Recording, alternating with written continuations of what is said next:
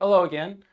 So we're in the midst of making our effectiveness measure. We're in the midst of trying to figure out how to create this new evaluation measure that will allow us to predict the number of relevant documents someone can find in an amount of time using a search engine with a typical simple user interface that we've seen today.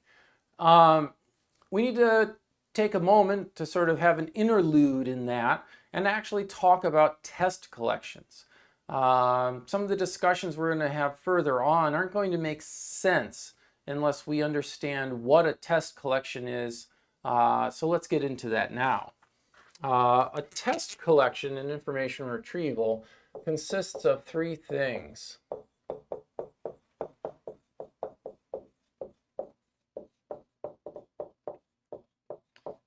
It has a set of search topics. Now, probably the easiest way for most people to think about search topics is these are the queries that users issue. Now, strictly speaking, when we say search topic, and we're talking in typical TREC parlance, where TREC is the Text Retrieval Conference as run by NIST, and we've talked about it earlier in the course. Search topic there is sort of this overall statement of a user's information need, and it's not the query, which is the query is what someone types into the search engine. Some people could even define the query to be that which is run by the search engine in response to a search topic, and who knows where that query came from. It could have been created by who knows what. But in general, I think we think of queries as what people type in. And a search topic is an overall information need. Now, when it comes to commercial search engines, where are these search topics coming from? They really are the queries for the most part. And these could come from the search log. So keeping track of what people typed, what are some popular queries, what are some rare queries, so forth and so on. So you could select from your search log topics. You could do it that way. What we will see in the test collections that we use in this course, they're not actually pulled from some sort of search log. All right, we'll get into those details in a moment. It also has to have documents. So yeah, we're going to need to know what we want to find. We're going to need to have a collection of documents that we're running our search engine over. And along with this is this critical element of relevance judgments. All right, this is basically which documents does the user find relevant to their search topic.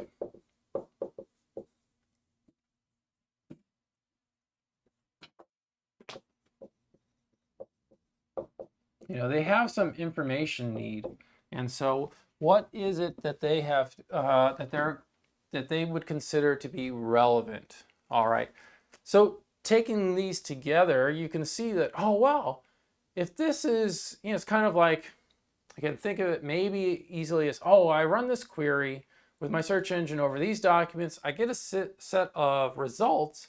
Well, if you tell me what the correct answer is, maybe I can come up with some way to figure out, does my search engine work well or not? For us, we're going to have these. We're going to need them because we need to know, we need a set of search topics. I talked about that earlier in lecture. At least about 50, somewhere around there is the norm. In our class, I think we're only using 45. It's all okay. Then you've got your documents. So yeah, we're going to evaluate and test things over, these items.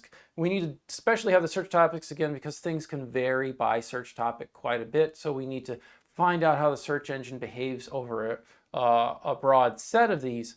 Now, these relevance judgments, sometimes students are like, why are we doing those? And then then they follow up often with a question which is like, can't we just ask the search engine what's relevant?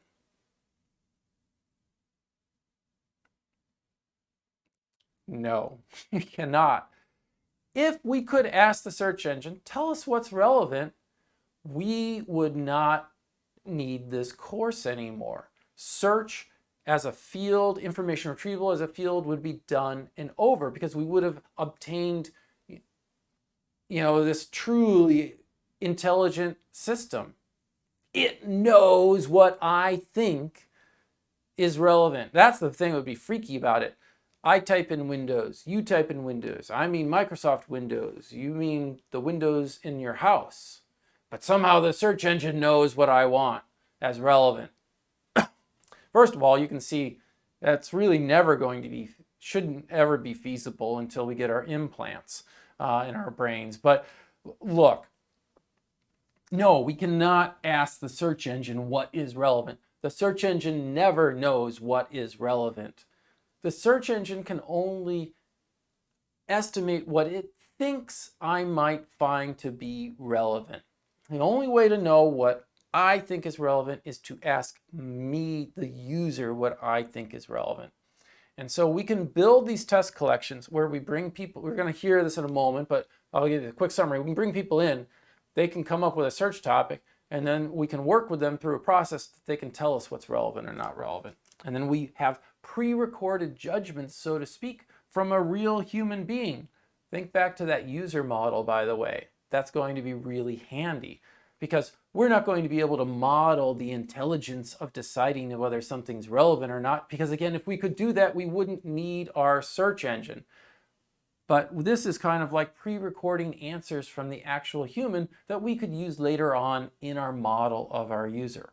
Very, very handy.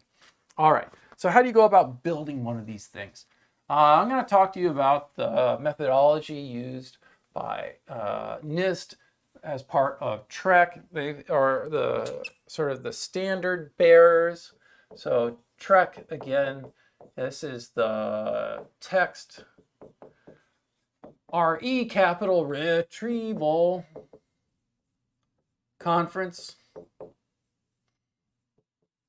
All right, this is run by NIST. And we're talking here about how to build a test collection. Now, this is in itself a research area. At the University of Waterloo, we've actually done a lot of research, in particular Gordon Cormack and Charlie Clark over in computer science. I've done some as well. How can you do this in an efficient, affordable manner? I'll maybe talk about that at the end. I'm going to talk about what NIST does in particular, because so that excuse me, so you know the standard methodology. Also, is that you understand how the test collection that you use in this class was actually made. All right. So the first thing that they do is they hire what we'll call relevance assessors.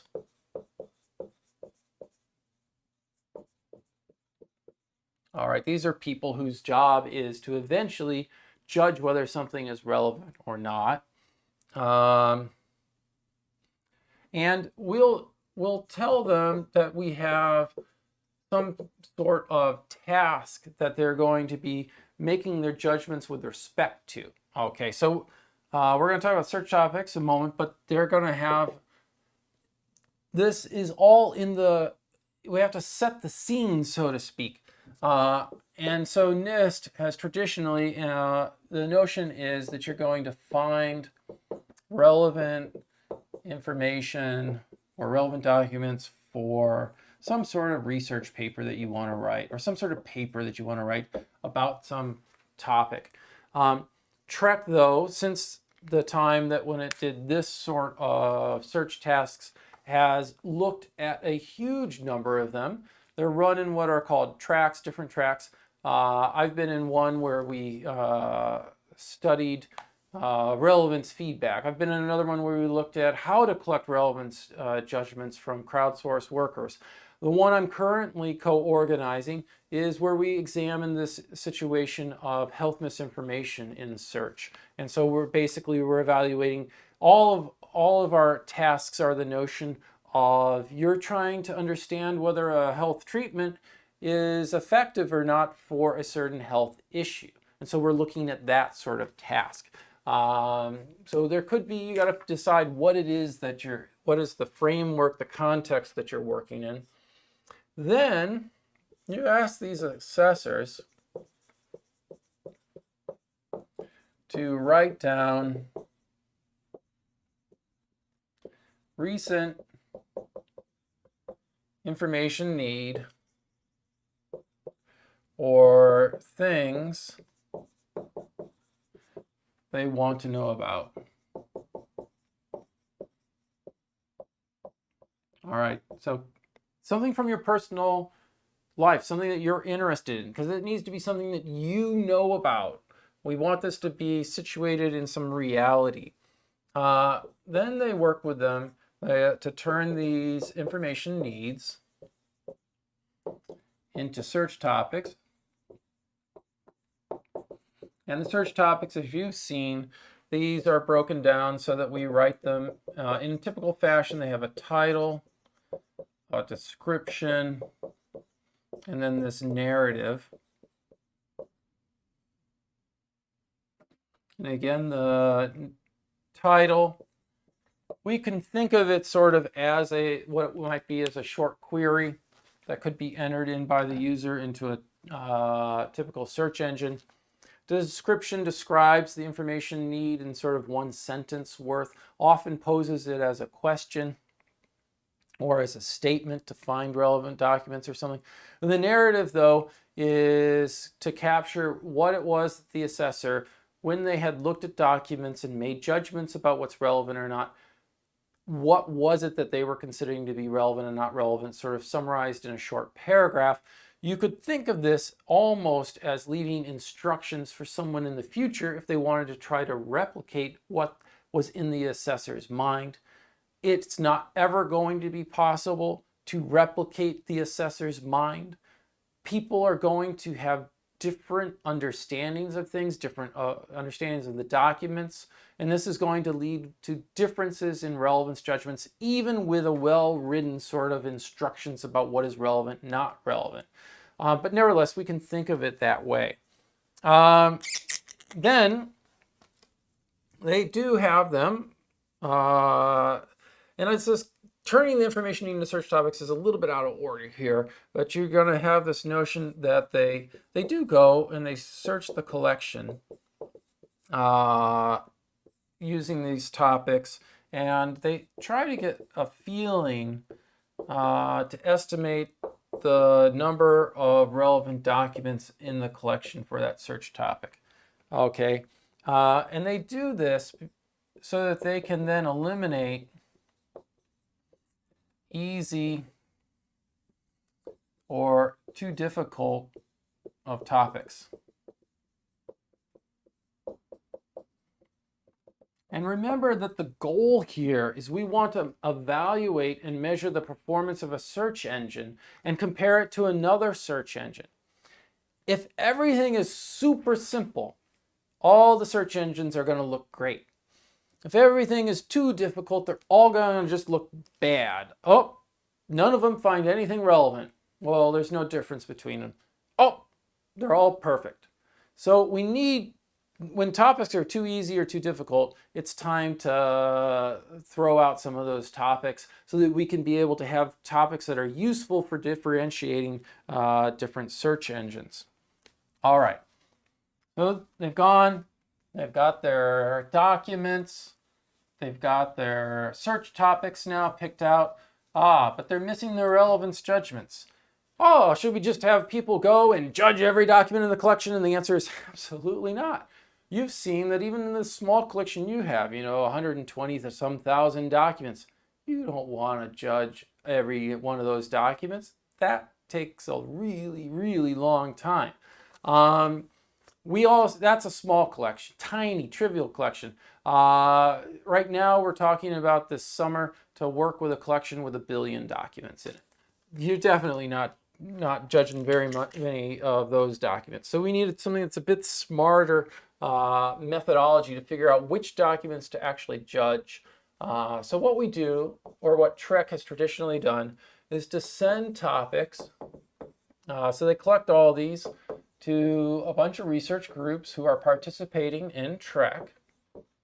So they send them to the research group, and then the groups for each topic, they perform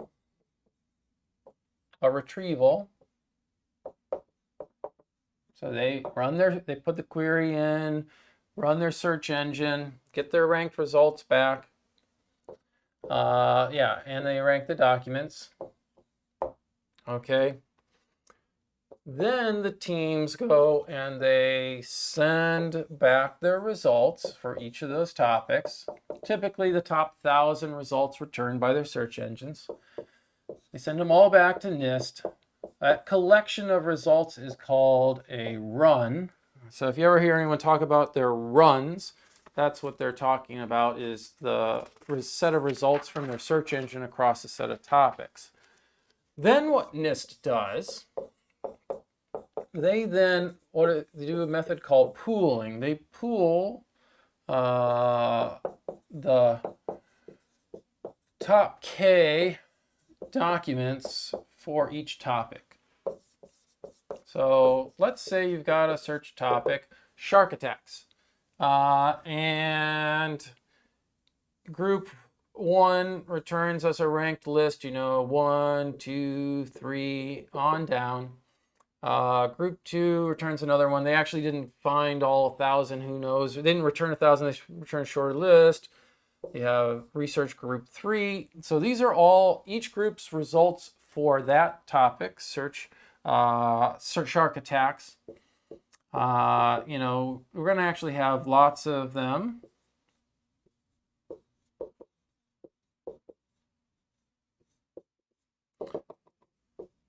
So then what NIST says is, what's this pooling of the top K?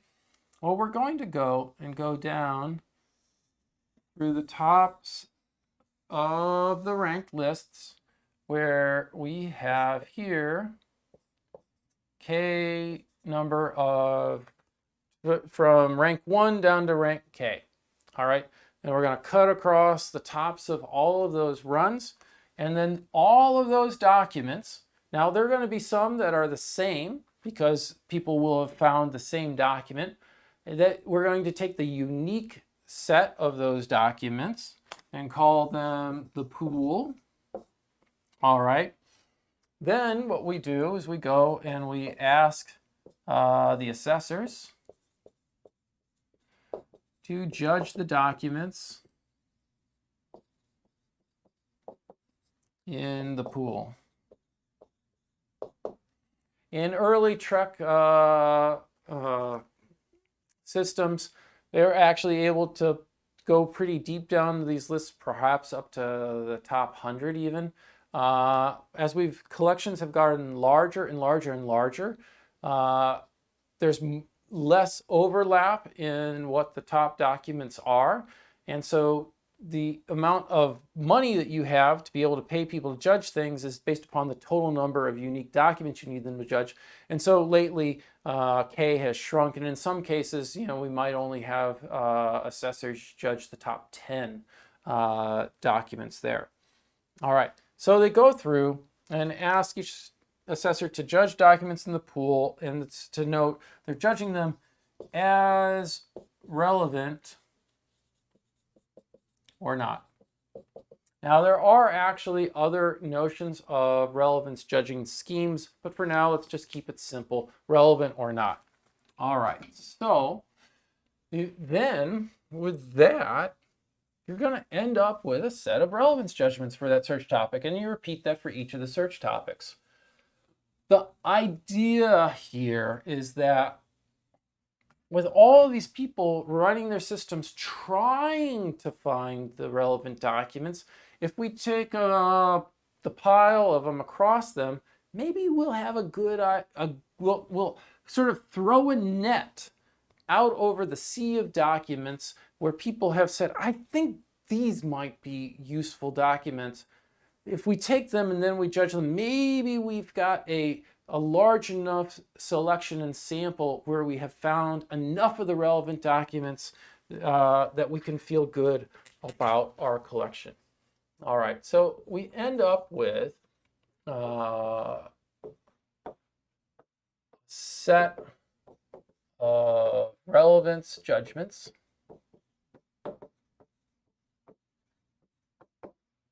These in Trek parlance are called QRELs. So when you hear people talking about the QRELs, they mean what are the relevance judgments? Ellen Voorhees of NIST once explained to me the history of where QRELs came from, and I regret I cannot remember it right now. Bonus points to whoever knows what the origin of the terminology QRELs is. Anyways, now we should also note, though, as I said, maybe we've found all the relevant documents, but we don't always find all the relevant documents. We're going to hopefully find a significant number of them, enough of them that we've got a good test collection. But what we end up having to do is there'll be a lot of documents that we have not judged. So most of the time we go and we assume that unjudged documents are non-relevant. So if we come across a document and we don't have a judgment for it for this search topic, we'll say, I'm going to assume that that would be a non-relevant document. All right. The problem is that if the pool does not find most relevant documents,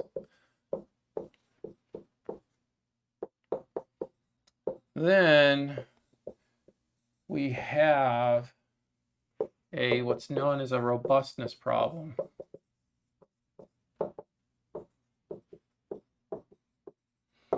What do we mean by this? So this means the test collection will not be robust. More to the point, the test collection is not very reusable by people. All the systems that participated in this building of the test collection, their systems, the top of their runs got judged by NIST. So what they best thought were relevant documents, they'll get an answer back from the assessor how well they found relevant documents at the top of their ranked lists. But when someone new comes along who's not part of this process and wants to use this test collection, they run their query, they get their results back, and then they go look at the relevance judgments. Did I find the relevant documents?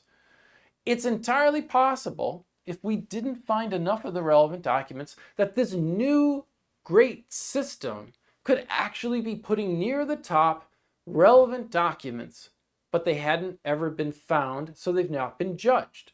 And if we assume they're non-relevant, we'll say that this new system, which could be brilliant, is actually bad. It's not finding relevant material, and that would be a terrible mistake. This would hurt the reusability of our test collection. We'd only ever be able to basically use it once for the people who helped build it, and this would be, we'd have this robustness problem. All right, so just to spell that out, systems that did not submit runs can be unfairly penalized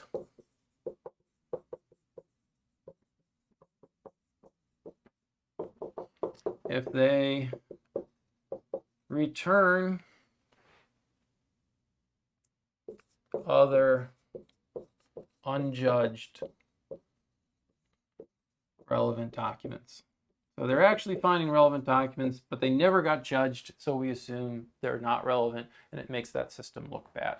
So it's very important that we actually have a methodology where we're able to find the relevant documents, or a good sizable portion of them. Not going to get into it now. Maybe before the end of the term, if we have some time, we can come back to it. But again, I mentioned it sort of at the beginning of this video segment here that University of Waterloo has done lots of research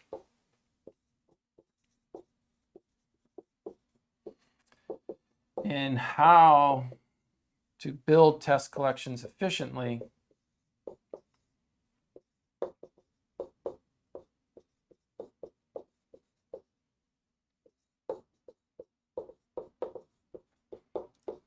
without pooling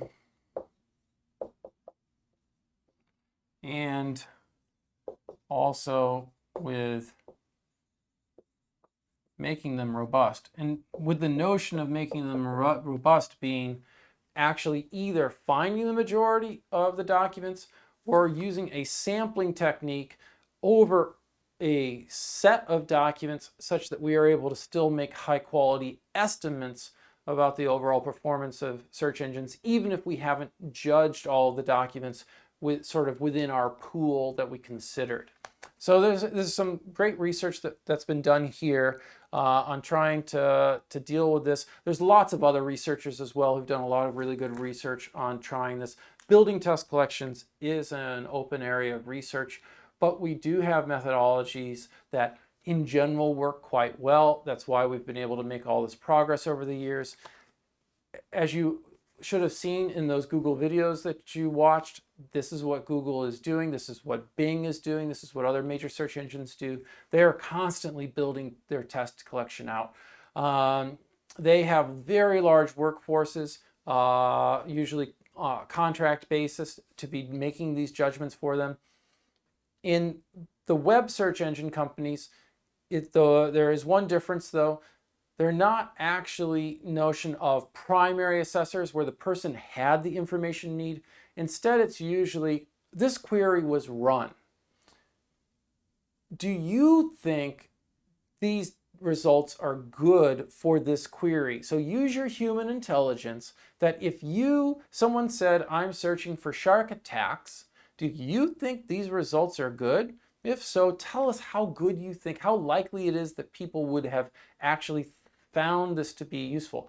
So they place them very much in a sort of secondary assessor position, but it's even further removed than that because it's not, oh, I'll tell you what this person was looking for, now you make these judgments, where you'll still disagree with the primary first person who had them.